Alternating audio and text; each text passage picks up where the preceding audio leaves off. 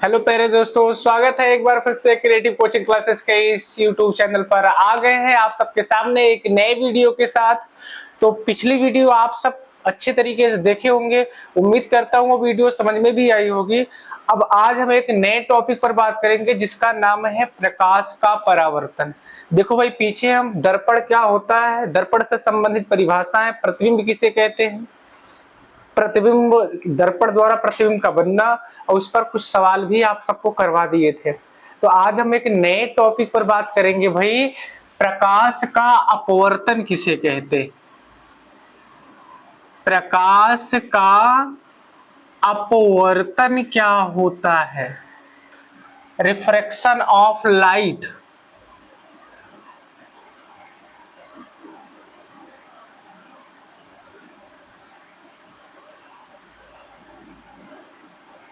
Refraction of light, प्रकाश का अपवर्तन किसे कहते हैं मेरे दोस्त। तो आपको पता है कि पीछे हम बताए थे कि परावर्तन शब्द एक बताए थे, इसे बोलते हो रिफ्लेक्शन। रिफ्लेक्शन परावर्तन, और एक शब्द आज आप चर्चा कर रहे हो अपवर्तन, रिफ्रैक्शन। तो ध्यान देना भाई, परावर्तन का मतलब आपको हम बताए थे कि टकरा कर वापस लौट जाना। परावर्तन का कोई मतलब पूछे तो टकरा कर वापस लौट जाना। तो टकरा कर वापस लौट जाना क्या कहलाता है, परावर्तन।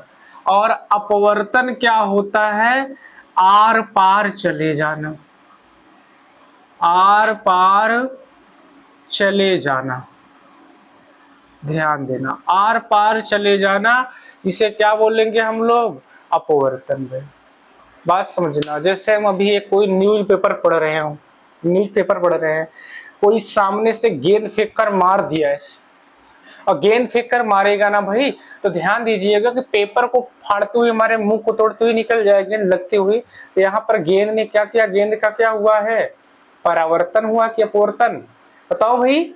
हाँ, गेंद का अपवर्तन हुआ। तो ऐसे प्रकाश होता है भाई। हम कभी कभी देखो करते नहीं है कि टार्च ले लिए, आगे से एक पन्नी लगा लिए, उस पन्नी या पहले टार्च में देखो आगे कांच लगा होता है भाई, उस कांच को प्रकाश क्या करता है, आर पार निकल कर प्रकाश उजाला देता है। तो वहां भी अपवर्तन हो रहा है, आर पार निकल रहा है, आगे कोई पन्नी लगा दिए। तो आपको पता पन्नी लगाओगे तब भी प्रकाश कुछ आता, पन्नी का माध्यम कैसा, मोटी है, पतली है, किस आकार में है, तो उससे भी कुछ आर पार निकलेगा, हो सकता है मोटा हो तो ना निकले।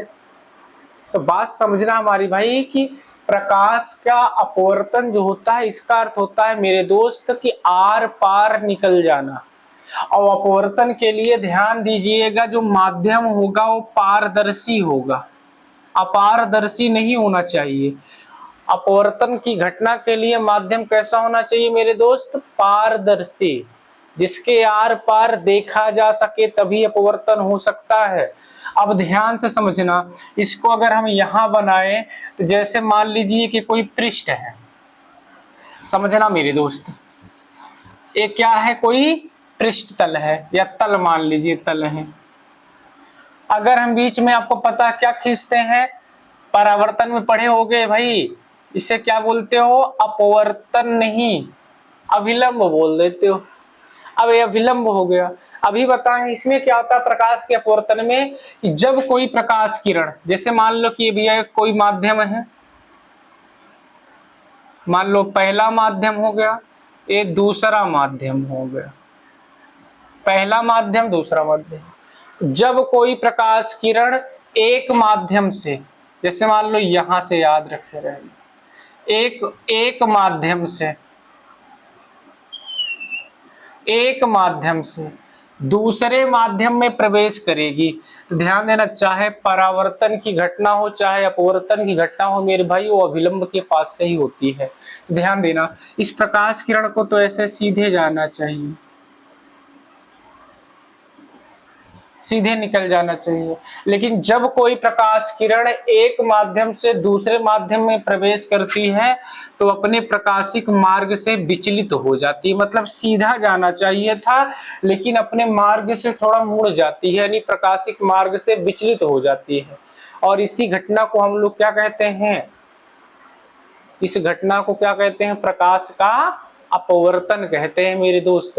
तो ध्यान से समझना, जो प्रकाश किरण आ रही है ना, इसे हम लोग बोलते हैं आपतित किरण। आपतित किरण, यहां से इसका अपवर्तन हो गया, इसे बोलेंगे अपवर्तित किरण, इसे बोलेंगे अपवर्तित किरण। तो आपतित किरण और अभिलंब के बीच जो कोण बनता है उसे बोलते हैं आपतन कोण, आई से लिखते हैं मेरे भाई। और अपवर्तित किरण और अभिलंब है, तो अपवर्तित किरण और अभिलंब के बीच जो कोण बनेगा उसे क्या कहते हैं, अपवर्तन कोण कहते हैं। तो बात हमारी समझ में आई। परिभाषा भी ऐसे लिखेंगे कि जब कोई प्रकाश किरण किसी एक माध्यम से दूसरे माध्यम में प्रवेश करती है तो वह अपने प्रकाशिक मार्ग से विचलित हो जाती है। इस घटना को क्या कहते हैं मेरे दोस्त, प्रकाश का अपवर्तन कहते हैं। यहां लिखना चाहे तो लिख भी सकते हैं कि जब कोई प्रकाश किरण, जब कोई प्रकाश किरण किसी एक माध्यम से, किसी एक माध्यम से दूसरे माध्यम में प्रवेश करती है तो वह अपने वास्तविक मार्ग से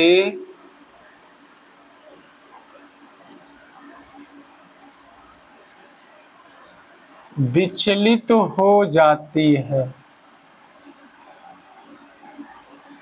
इस घटना को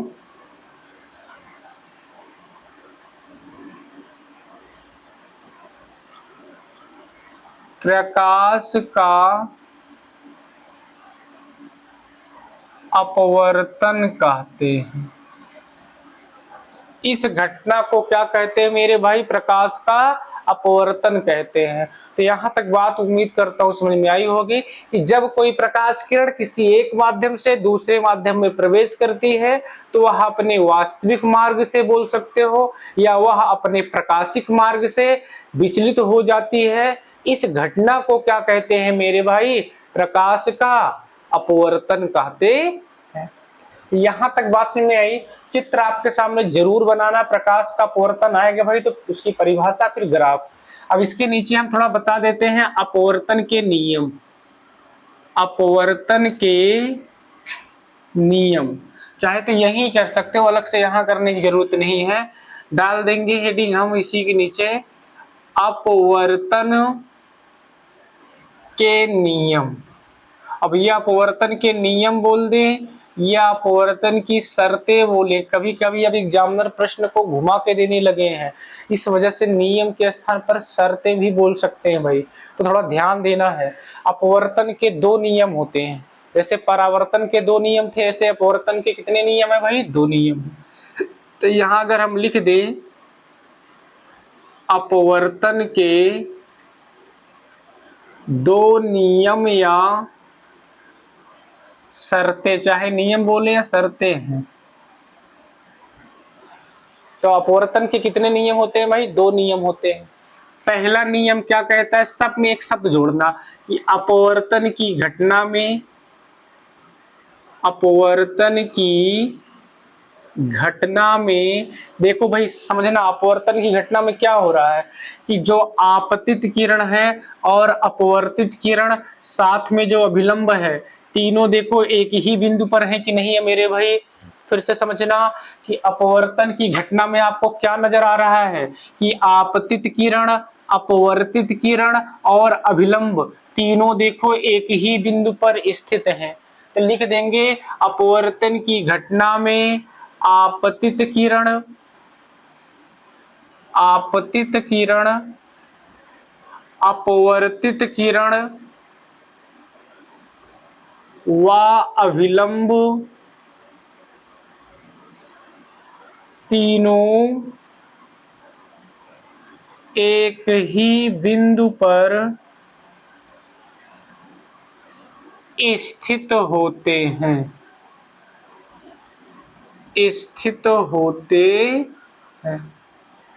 ध्यान देना, अपवर्तन की घटना में आपतित किरण कौमा अपवर्तित किरण व अभिलंब तीनों क्या होते हैं मेरे भाई, एक ही बिंदु पर स्थित होते हैं। दूसरा नियम क्या कहता है इनका, उसमें भी ये शब्द जोड़ेंगे, अपवर्तन की घटना में,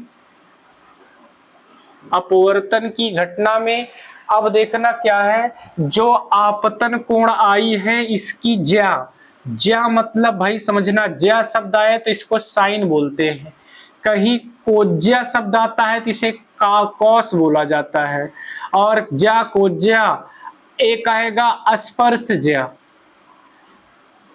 स्पर्श ज्या इसे टैन बोलते हैं। तो हमको भाई कोज्या और स्पर्श ज्या से कोई मतलब नहीं है, ज्या शब्द कहीं आता है ज्या तो इसका मतलब आप याद रखे रहना साइन होता है। सुन आई है बात की नहीं आई है, तो ध्यान से समझना। तो अपवर्तन की घटना में जो आपतन कोण की ज्या होगी, लिखेंगे अपवर्तन की घटना में